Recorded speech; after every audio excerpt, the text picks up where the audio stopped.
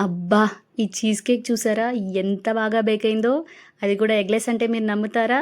చూడండి ఎంత క్రీమీగా ఉందో. తింటుంటే నోట్లో పెట్టుకుంటే ఇట్లా కరిగిపోతుంది. మరి ఈ చీజ్ కేక్ ఎలా చేయాలో చూద్దామా? రండి. ఫస్ట్ మనం ఏవన్నా డైజెస్టివ్ బిస్కెట్స్ తీసుకొని మంచిగా ఫైన్ పౌడర్ చేసుకొని పక్కన పెట్టుకోవాలి. దానిలోకి మెల్టెడ్ బటర్ యాడ్ చేసి రెండింటిని బాగా మిక్స్ చేసి మన చీజ్ కేక్ బేస్ కోసం రెడీ చేసి పెట్టుకోవాలి.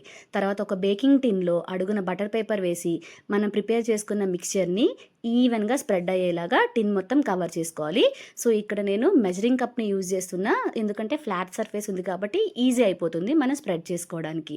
మీరు కావాలంటే ఏదైనా ఫ్లాట్ సర్ఫేస్ ఉన్న బౌల్ గానీ, గ్లాస్ గానీ ఏదైనా యూజ్ చేసుకోవచ్చు. ఏంటంటే ఫ్లాట్ సర్ఫేస్ ఉంటే మనకి స్ప్రెడ్ చేసుకోవడం ఈజీ అవుతుంది. సో, ఇలా సైడ్స్ కూడా మంచిగా ఈవెన్‌గా స్ప్రెడ్ చేసుకొని దీన్ని మనం డీప్ ఫ్రీజర్‌లో పెట్టుకోవాలి. ఎందుకంటే బటర్ యూజ్ చేసాం కదా! మంచిగా సెట్ అవుతుంది. ఇప్పుడు ఒక మిక్సింగ్ బౌల్ తీసుకొని దీనిలో మనం క్రీమ్ చీజ్ తీసుకోవాలి. ఇక్కడ నేను మిల్కీ మిస్ట్ బ్రాండ్ యూజ్ చేస్తున్నా.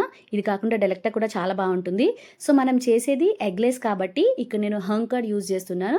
ఓవర్ నైట్ వాటర్ మొత్తం సెపరేట్ చేసి పెట్టుకున్న కర్డ్ అనమాట. సో, ఎగ్‌కి మంచి రీప్లేస్‌మెంట్. టేస్ట్ కూడా చాలా బాగుంటుంది. సో, దీనిలో మనం స్వీట్‌నెస్ కోసం కండెన్స్ మిల్క్ యూజ్ చేస్తున్నా ఇక్కడ నేను.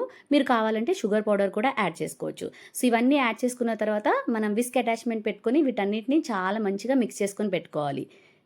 ఫస్ట్ స్లోగా స్టార్ట్ చేసి గ్రాడ్యువల్‌గా మనం స్పీడ్‌ని ఇంక్రీజ్ చేసుకుంటూ మిక్స్ చేసుకోవాలి. సో, అప్పుడే మనకి మంచి smooth and creamy batter ready అవుతుంది.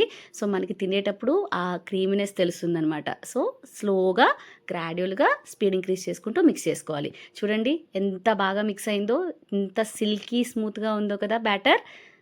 సో, ఇప్పుడు మనం దీనిలోకి కొంచెం ఫ్రెష్ క్రీమ్ యాడ్ చేసుకోవాలి. మనం మెషిన్‌ని స్టాప్ చేయకుండా అట్లా రన్నింగ్‌లో ఉన్నప్పుడే కొద్దిగా మనం ఫ్రెష్ క్రీమ్‌ని యాడ్ చేసుకొని మళ్ళీ మంచిగా మిక్స్ చేసుకోవాలనమాట. సో, మనం యాడ్ చేస్తున్న క్రీమ్ అండ్ ఇంతకుముందు ఉన్న ఇంగ్రీడియెంట్స్‌తో పాటు మంచిగా కలిసిపోవాలి. సో, రన్నింగ్‌లో ఉన్నప్పుడే మనం ఫ్రెష్ క్రీమ్‌ని యాడ్ చేసుకుంటూ మొత్తం అంతా కూడా మంచి క్రీమీ టెక్స్చర్ వచ్చేంత వరకు మనం విస్క్ చేసుకొని పక్కన పెట్టుకోవాలి. మన చీజ్ కేక్ బ్యాటర్ రెడీ అయిపోయింది కదా!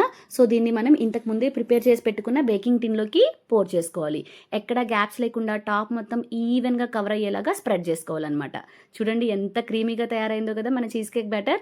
అయితే రెగ్యులర్ కేక్స్‌లా కాకుండా మన చీజ్ కేక్ బేక్ చేయడానికి మనం వాటర్ బాత్ టెక్నిక్‌ని యూజ్ చేస్తాం. అంటే ఏం లేదు, ఈ కేక్ టిన్‌ని మనం ఇంకొక బేకింగ్ ట్రేలో వాటర్‌తో ఫిల్ చేసి దాని మిడిల్‌లో ఇది పెట్టి బేక్ చేసుకుంటాం అనమాట. దానివల్ల ఏంటంటే స్టీమ్ జనరేట్ అయ్యి చాలా మాయిస్ట్‌గా బేక్ అవుతుంది మన కేక్.